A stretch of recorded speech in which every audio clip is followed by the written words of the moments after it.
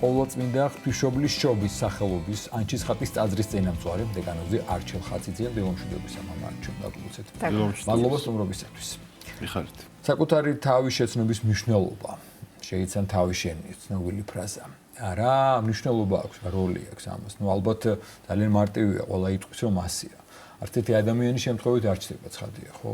და ალბათ ყველას ვალია რომ გავიგოთ რისთვის გავშთით და გავიგოთ ჩვენი თავი, გავიცნოთ ჩვენი თავი. ჩვენ არ გვიყვარს ხოლმე შეიძლება ხშირად გავარბივართ. აი ამაზე გვინდა დღეს ვისაუბროთ თქვენთან ერთად.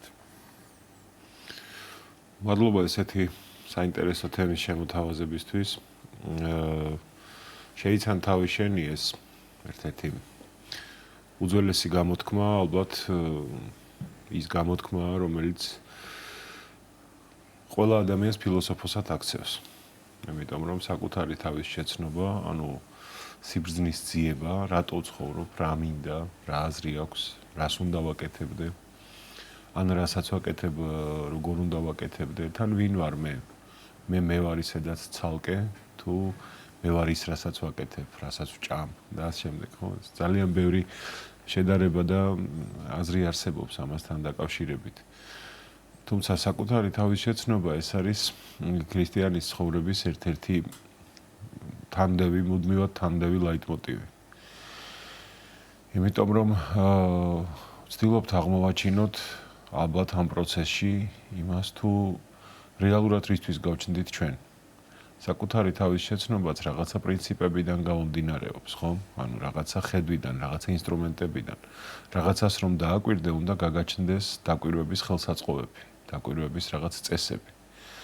ჩვენ რამდენადაც სამაგალითო პიროვნებად არჩეული ყავს უფალი და მაცხოვარი ჩვენი იესო ქრისტე, სწორედ მის პრიზმაში, მის მიხედვით ვაკვირდებით ჩვენს თავს.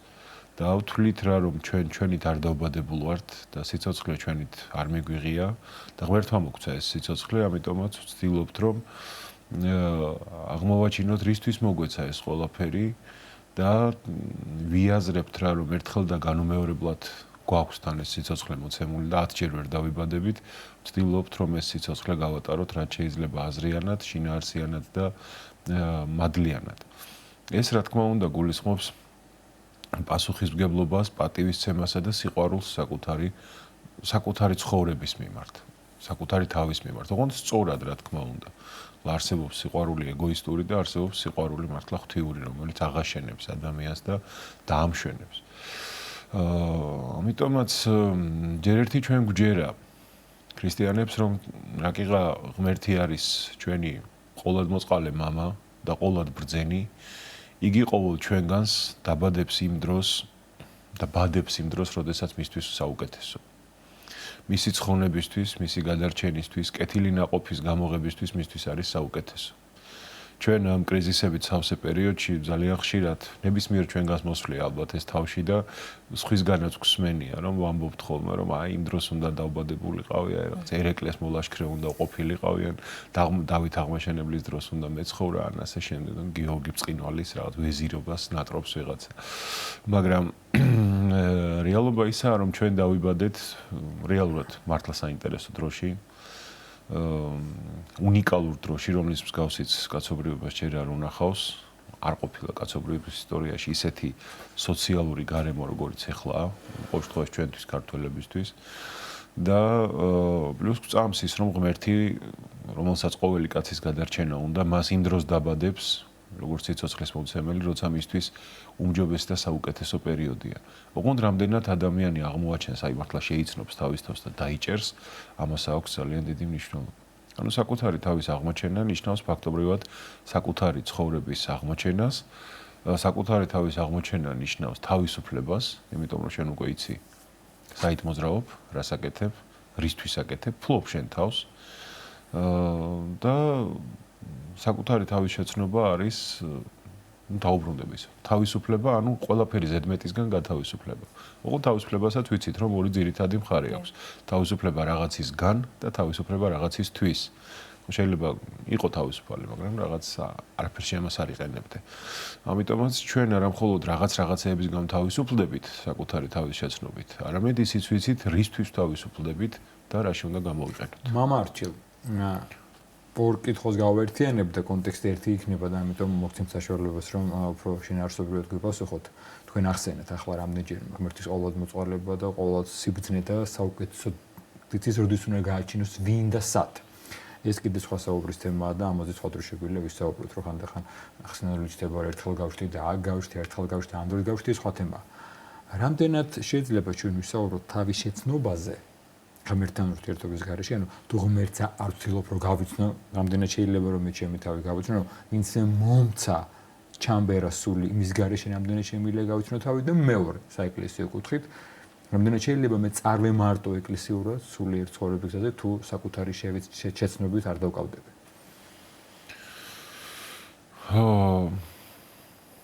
გახსოვს ის ცნობილი გამოთქმა, რომ ადამიანი არის სამნაირი. ერთი როგორცაც მას ხედავენ სხვები, ერთი როგორც იგი ხედავს საკუთარ თავს და ერთი როგორცაც მას ხედავს ღმერთი. და ყველაზე სწორი ვარიანტი, სრული ვარიანტი არის ის, როგორცაც მას ხედავს ღმერთი. თუმცა პავლე მოციქულიც გვასწავლის, რომ არავინ იცის კაცისა გარნას უკეთესად გარნას ულმანვე კაცისამან. ანუ ყველაზე კარგად მაინც ჩვენ ვიცნობთ ჩვენ თავს. იმიტომ რომ გვინდა არ გვინდა ჩვენ თავში ვცხოვრობთ. და როდესაც ვფიქრობთ იმაზე, თუ როგორ უნდა წარემატოს ადამიანი, მართლა როგორ უნდა დავითვალოთ რა არის წარმატება. თუ არ გაგვაჩნია ამ წარმატების რაღაცა საზომი, მისაბაძი ნიმუში და მაგალითი. ამიტომაც ღმერთის გარეშე შეიძლება ითქვას წარმატებაზე საუბარი გაუგებარია. არალოგიკური, ადამიანური ლოგიკითაც კი გაუგებარია, იმიტომ რომ მოდით რაღაცო გავართულოთ, როცა გვაქვს სახარების სიტყვები და პირდაპირ ვთქვათ, რომ ვინც ჩემთან შეიკრებს, იგი ამ ყველაფერს ინახავს და ვინც ჩემთან არ აგროვებს, იგი განაბრუნებს. აგროვებ და რისთვის? აგროვებ და ვისთვის? თუ რა თქმა უნდა ეს არ არის იმ ღვთისნიერებით, სიკეთით, ზომიერებითა და კეთილგონიერებით შეგროვებულიც და დაფუძნებულიც და ღვთისადიდებლად გაკეთებულიც. რადგან შეიძლება ადამიანი ძალიან დიდ საქმეს აკეთებდეს, ბიბლიაში ამის მაგალითიც გვაქვს. ბაბილონის გოდოლის მშენებლობა. ყველაზე ცნობილი ალბათ და სხვაც ბევრია. ძალიან დიდი საქმე დაგეგმეს, მსგავსი, რომლისაც არავის არ უნახავს, მაგრამ დაგეგმეს რისთვის? იმისათვის, რომ ჩვენმა შთამომავლებმა ჩვენ გვადიდონ, ამბობენ ბიბლიაში, და არა ღმერთი ადიდონ. ერთი და რაც თავარია ახსოვთ მათ წარღვნის გამოცდილება, რომ ცოდვის გამო დაისაჯნენ და ისეთი რაღაცა გავაკეთოთ, რომ ცოდვას რომ ჩავიდენთ, ვეღარ დავისაჯოთ. ანუ იმ სიმაღლე რაღაცა უნდა ავაგოთ, რომ იმას წყალი ვეღარ მოწდება. ანუ ადამიანი არ იცვლება, ადამიანი არ ფიქრობს იმაზე, საით უნდა იაროს და ჩვენი ცხოვრება ცვლილებაა, რეალურად ჩვენ აუცილებლად უნდა ვიცვლებოდეთ და ვიცვლებოდეთ ღმერთმაქნას უკეთესობისკენ და ადამიანი ფიქრობს მხოლოდ არა იმაზე, რომ რაღაცა აღარ დააშავოს, რის გამოც იგი დაისაჯა, არამედ ფიქრობს ისე დააშავოს, რომ ვეღარ დაისაჯოს. და აქ რა თქმა უნდა, უკვე გაღრმავებაზეა ლაპარაკი ამ ადამიანის დაცემულობისა და მართლა საკუთარი თავის შეუცნობლობის. ანუ იგი ვერ ხვდება რისთვის ცხოვრობს, იგი ვერ ხვდება რატომ დაიბადა. და თავად სიტყვა კოსმოსი, რომელსაც ჩვენ კოსმოსი ნიშნავს სამყაროს. ოღონდ ნიშნავს მოწესრიგებულ სამყაროს. არ ნიშნავს ეს რაღაცა უწესრიგობას, არეულობას, უწესო სისტემას. სხვა შორის აქედან მოდის კოსმეტიკაც, მოწესრიგება. ხო. და აი ღმერთი აჩენს კოსმოსს. ყოველი ჩვენგანი, აი რამდენი ადამიანიც ვართ, არის კოსმოსი, ცალკე სამყარო. და აუცილებელია, რომ ის სამყარო უკვე შიგნით ჩვენ მოვაწესრიგოთ. ის კოსმოსი, რომელიც გარს გვაკრავს, ღმერთმა უკვე მოაწესრიგა. ყველა პლანეტა, ყველა მცენარე, ყველაფერი თავისი წესით მოძრაობს და არსებობს. ყველაფერმა იცის თავისი დრო. ჩვენი თავის უფალი ხდებით მაშინ, საკუთარი თავის მცოდნენი და შემცნობნი ხდებით მაშინ, როდესაც ჩვენ თავს როგორც ერთ ცალკე აღებულ კოსმოსს ვაწესრიგებთ და არ აურევთ. თუ თუმცა უნდა ითქვას ისიც, რომ არავის არ უყვარს მაინც საბოლოო ჯამში საკუთარ თავში, რომ ბოლომდე ჩაღრმავდეს და დაინახოს რეალური სახე. თითქოს თავადვე არგებს ადამიანი რაღაც გარკვეულ ნიღბებს სიტუაციიდან გამომდინარე. როგორ უნდა მოახერხოს ადამიანმა შეიცნოს საკუთარი თავი ისე, რომ სწორი მიმართულებით წავიდეს, ვთქვათ, და არა ის, რომ პირიქით დეპრესიაში ჩავარდეს, არამედ თავის შეცნობით გახადოს მისივე თავი უკეთესი და არა დეპრესიისკენ მიდრეკილი. ალბათ პირველ რიგში ისევ სიყვარულით. ანუ რაც გაქვს იმას თუ არ აფასებს ადამიანი, მცირესაზე და მართალი იყავი, დიდსაზე და დაგადგენ. რაღაცა რომ გაბარია, ერთი პატარა მაგიდის გადაწმენდა რომ გაბარია და იმას არ გადაწმენთ, არ მოაწესრიგებ, ძალიან რთულია ილაპარაკო იმაზე, მთელი ოთახის დამლაგებლად თუ მთელი შენობის დამლაგებლად რატო არ დაგნიშნეს და მომწესრიგებლად, ხო? რაც გაქვს, ჯერ ის უნდა გიყვარდეს, რასაც აკეთებ, იმას უნდა აკეთებდე კარგად. ქრისტიანის ცხოვრების წესი არის, რომ თუ რამეს აკეთებ, მოდი ან ნუ გააკეთებ, ან თუ აკეთებ, აკეთე ხარისხიანად. პავლე მოციქული ამბობს წინვალე სიტყვებს, სამოძღვროა ყოველი ჩვენთვის, ჩვენგანისთვის, რომ ყოველივე შვენიერად იქნოდეთ. ან თუ რამეს აკეთებ, გააკეთე ლაზათიანად, შნოიანად და ხარისხიანად. აი, კარგად გააკეთე. აი, შევხვდით, კარგად შევხვდეთ. რამდენად გვეხმარება ლოცვა საკუთარი თავის შეცნობაში, მამარჯა? წარმოუდგენელია საკუთარი თავის შეცნობა ლოცვის გარეშე. იმიტომ რომ ლოცვა არის არა მარტო საუბარი ღმერთთან, არამედ მოსმენაც არის ღმერთის. მოსმენა არის საკუთარი გულის მოძრაობის, საკუთარი სულისა. რა ხდება ამ დროს, რა ფიქრები გვეძალება, რა გვახსენდება. ჯამთელი ლოცვის დროს როგორ არის იცით, სუფთავდება ადამიანის სული, ცეცხლია მართლა შეიძლება ითქვას ლოცვა და აი ამ გასუფთავების პროცესში სინათლე რო ინთება, ჩნდება ხოლმე ის ნაპრალები, ის ნაგავი, რომელიც დაგვიგროვდა და ფაქტობრივად კარგი ლოცვის დროს მზადდება ადამიანის აღსარება. ანუ სინანული. იმიტომ რომ ლოცვის პროცესში ნათდება რაღაცები ადამიანის სულში და ჩნდება ის, რაც მოსაწესრიგებელია. და ღმერთი ტყუილა არ დაგვანახებს რაღაცას, თუნდაც ძალიან მძიმეს, თუ რამე მოსაწესრიგებელია. რაღაცის დანახვა ნიშნავს იმედს. ტყუილა ხო არ დამანახა ღმერთმა. ესე იგი ამის ძალასაც მომცემს, რომ ეს შევცვალო, ეს გამოვასწორო. და ჩვენ ვიცვლებით აი ესე დროში და სივრცეში. მის უწმინდესობას ხშირად უყვარდა ქადაგებებში ასევე ძველი ბრძნული ფრაზის მოყვანა, დრონი იცვლებიან და ჩვენც ვიცვლებით მათთან ერთად. თქვენ ბრძანეთ, რომ ასეთ გამორჩეულ დროში ვცხოვრობთ. ალბათ ყველა დრო თავისუფლ გამორჩეული იყო და იცვლება მოვლენები, იცვლებიან ადამიანები. შეიძლება ვინმე ჩათვალოს, რომ აი მე შევიცანი ჩემი თავი და მორჩა ჩემი თავის განვითარება და შეცნობა. თუ ეს არის მუდმივი პროცესი დროსთან ერთად, საზოგადოება და სოციუმთან ერთად.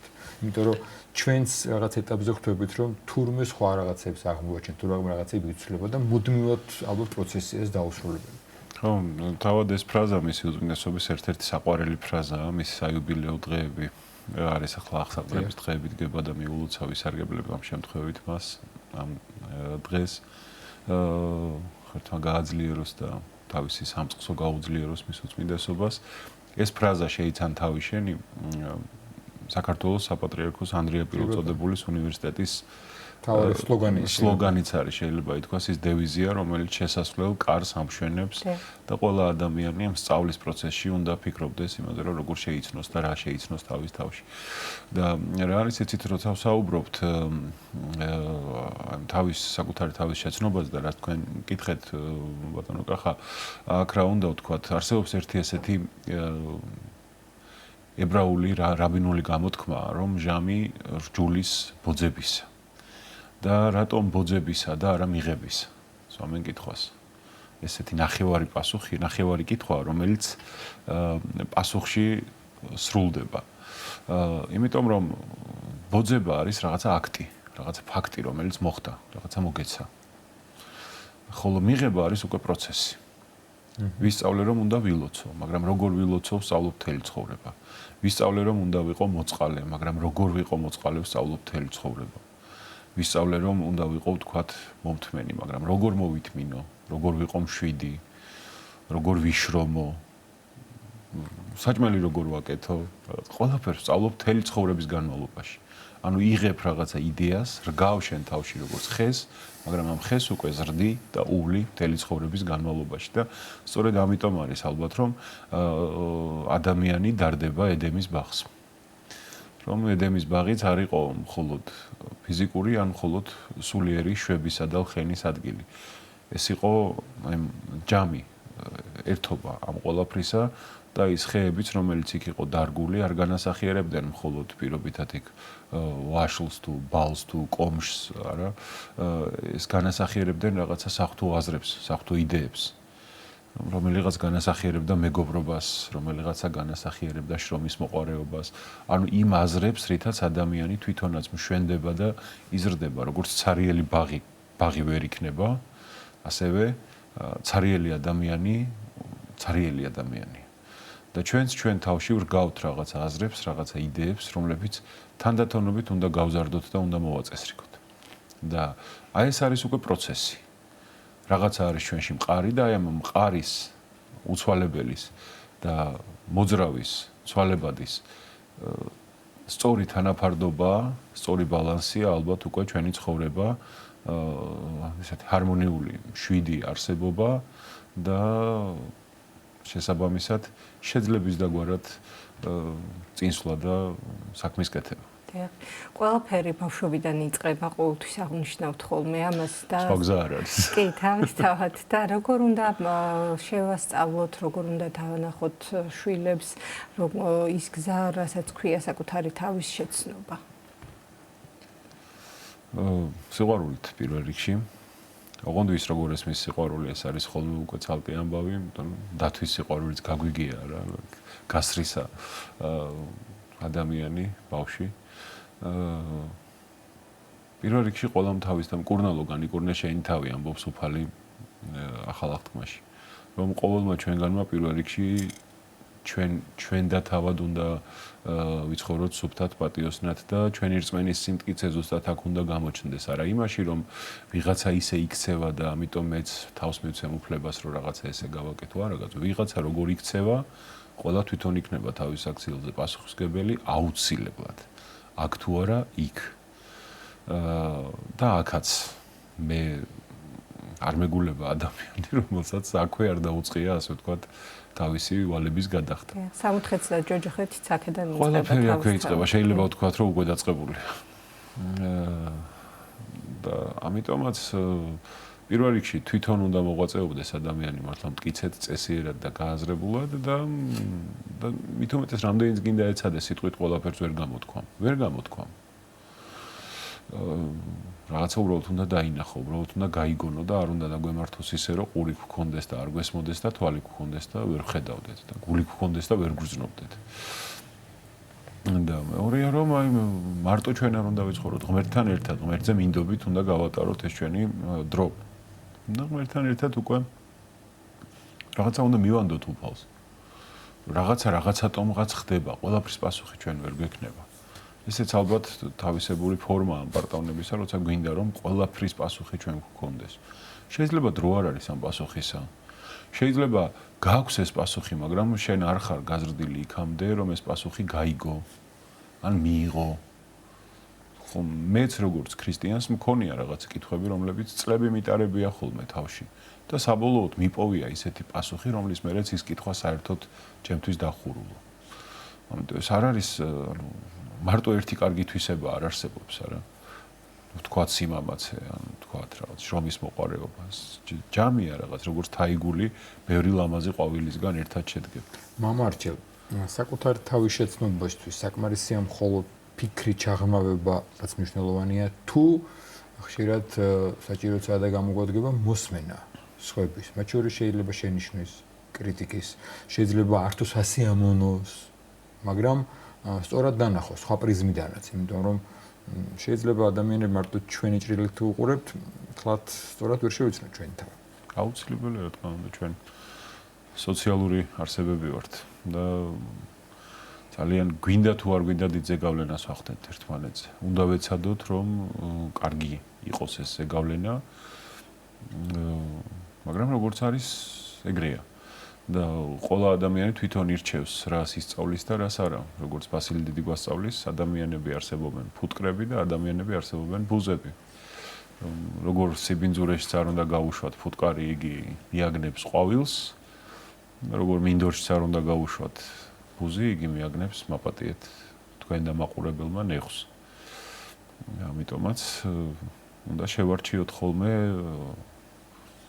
ჩვენ ვირჩევთ. ამიტომ ვართ ჩვენ თავზე პასუხისმგებლები, რომ ჩვენ ვირჩევთ რაღაცა მინდა, რაღაცა არ მინდა. ამიტომ მოგვენჭა თავისუფლება. რომ ჩვენ თავად თავისუფლება უყურთ გააჩნია როგორ ვიყენებთ ამ თავისუფლებას და ეს მართლა უძირფასესი ნიჭია. უბრალოდ ფუტკრები. ხო, უფალი გვასწავლის ცანთ ჭეშმარიტება და ჭეშმარიტება გაგათავისუფლებთ თქვენ. სიმართლე შეიძლება ყოველას ჩვენი გქონდეს და სიმართლე დასაშვებია რომ დასაშვები კი არა ალბათ სხვანაირად ვერც იქნება რომ ყოველას არ გქონდეს თავისი. თუნდაც იგივე კრიტიკის დროსაც ამ პერიოდში ჩვენ ამჩნევ შენ თავს რომ როგორ გაუმკლავდები ამ ყველაფერს მიიღებ არ მიიღებ ნერვები მოგეშლება შეიძლება განრისხდე შეიძლება გაჩნია დაითვენ თუ როგორ ამ პერიოდში შეიძლება თუ არა თანამშრომლობა ადამიანთან ხო რა არის იცით მაგალითად აი თქვათ აი ახლა სტუდიაში რომელშიც ჩვენ ერთად ვიმყოფებით ვხედავთ არის თქვათ ტემპერატურა 10 გრადუსი არ ვიცი რამდენია მაგრამ თქვათ არის 10 გრადუსი თქვათ მე ვარ მცივანა თქვენ ხართ ცხელანა ეს იცოდეთ ეს სოფოს ცნობილი დილემაა იმიტომ რომ სოფოს ცხელანა ჩვენ სულ გრილა სოფოს იდეალური ტემპერატურა არ ვიცოდი მაპატიეთ შემთხვევით მაგრამ ზავდები სოფო გვითხოვს ყოველთვის და მოხდა ესე რომ რა ვიცით მე შეიძლება მცივად თქვენ შეიძლება ძალიან ცხელად მაგრამ საბოლოო ჯამში ხომ უნდა შევთანხმდეთ ობიექტურად რომ ეს არის რაღაცა კონკრეტული 10 გრადუსი ტემპერატურა რა ამიტომაც ეს უკვე არ არის ჩემს სიმართლეზე რომ მცივანა ვარ ან თქვენზე დამოკიდებული. რაღაცა არის ობიექტური რეალობა და მე ადამიანს უკვე როგორღაც ევალება რომ რაღაც ბალანსი იპოვოს. აი, როცა ჩვენ ვახსენით შენი შნან კრიტიკა, ხანდახან შეიძლება ღმერთიც უშვებდა ამას ჩვენივე გამექარებაში, ჭალებში დაუმსახურებელი კრიტიკა. მამპაისი ერთ-ერთ ქადაგებაში ბრძანებს.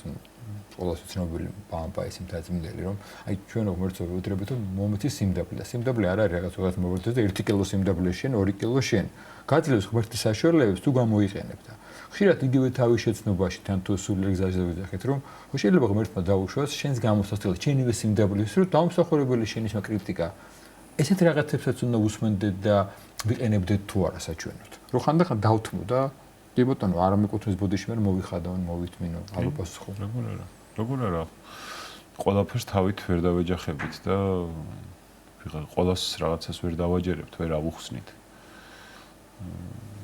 ყველა ვერც გაგვიგებს ყველა კი არა ძალიან ცოტა ადამიანი ვინც გაგვიგებს ერთი ვინც ყოველთვის გვიგებს და ჩვენზე კარგად იცის რა ხდება ჩვენ თავს ღმერთია ამიტომაც უნდა ვცდილობდეთ რომ უფლის თვალით უყურებდეთ სხვასაც საკუთარ თავსაც ვცდილობდეთ ყოველ შემთხვევაში და ამიტომ არის წირვა არის მთავარი კონსტატაცია ჩვენი ერთობის. როდესაც ლიტურგიის დროს ვიკრიბებთ თავად სიტყვა ლიტურგია კომპოზიტური სიტყვა ორი ლაოს ხალხი და ურღოს საქმე და ანუ სახალხო საქმეს, საერთო საქმეს ნიშნავს, ერთად საკეთებელ რაღაცას ნიშნავს.